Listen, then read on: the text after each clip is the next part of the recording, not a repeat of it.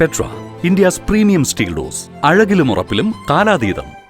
സർക്കാർ ജീവനക്കാർക്ക് ആശ്വാസത്തോടൊപ്പം നിരാശയും. DA, DR മുടക്കമില്ലാതെ നൽകാൻ ബജറ്റിൽ തീരുമാനം. മുൻകാല പ്രാബല്യത്തിന്റെ കാര്യത്തിൽ തീരുമാനമായില്ല. പെൻഷൻ പദ്ധതിയും പരിഷ്കരിക്കും. പങ്കാളിത്ത പെൻഷനിൽ മാറ്റം. അഷ്വേർഡ് പെൻഷൻ പദ്ധതിയില്ല. VD സതീശൻ സർക്കാരിന്റെ ആദ്യ ബജറ്റിൽ സർക്കാർ ജീവനക്കാർ കാത്തിരുന്ന വിസ്മയങ്ങളൊന്നും ഉണ്ടായില്ല എന്നുള്ള വിലയിരുത്തലാണിപ്പോൾ. DA, DR മുടക്കമില്ലാതെ നൽകാൻ ബജറ്റിൽ തീരുമാനമായത് സർക്കാർ ജീവനക്കാർക്ക് ആശ്വാസമാണ്.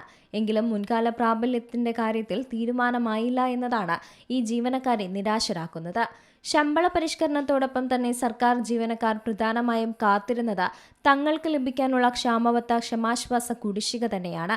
8 ഗഡുക്കളാണ് ഇനിയും സർക്കാർ ജീവനക്കാർക്ക് ലഭിക്കാനുള്ളത്.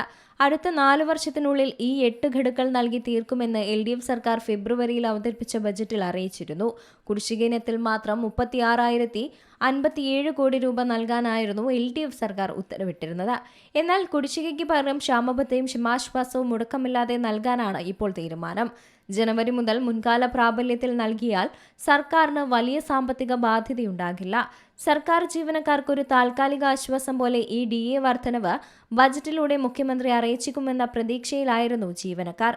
അതേസമയം LDF സർക്കാർ അവതരിപ്പിച്ച അഷ്വേർഡ് പെൻഷന് പകരം പങ്കാളിത്ത പെൻഷനുമായി UDF സർക്കാർ മുന്നോട്ടു പോവുകയാണ്. പങ്കാളിത്ത പെൻഷൻ പദ്ധതി പുതുക്കി ജീവനക്കാർക്ക് അനുകൂലമായ മാറ്റങ്ങൾ വരുത്തുന്ന കാര്യം സർക്കാരിന്റെ പരിഗണനയിലുള്ളത്. LDF സർക്കാർ പ്രഖ്യാപിച്ചെങ്കിലും തുടർ നടപടികൾ ഒന്നും ഉണ്ടാകാത്തതിനാൽ അഷ്വേർഡ് പെൻഷൻ പദ്ധതി ഇതുവരെയും പ്രാബല്യത്തിൽ വന്നിരുന്നില്ല. പങ്കാളിത്ത പെൻഷൻ ഫണ്ടിലേക്കുള്ള പ്രതിമാസ സർക്കാർ വിഹിതം അടിസ്ഥാന ശമ്പളത്തിന്റെ 10% നിന്ന് 14% വർദ്ധിപ്പിക്കണമെന്ന ജീവനക്കാരുടെ ദീർഘകാല ആവശ്യവും ഫലം കണ്ടില്ല എന്ന് തന്നെ പറയണം. എന്തായാലും സർക്കാർ ജീവനക്കാർക്ക് നേരിയ ആശ്വാസത്തോടൊപ്പം വലിയ നിരാശയാണ് സമ്മാനിച്ചിരിക്കുന്നത്. DA, DR മുടക്കമില്ലാതെ നൽകാൻ ബജറ്റിൽ തീരുമാനമായതാണ് ഏകാശ്വാസം.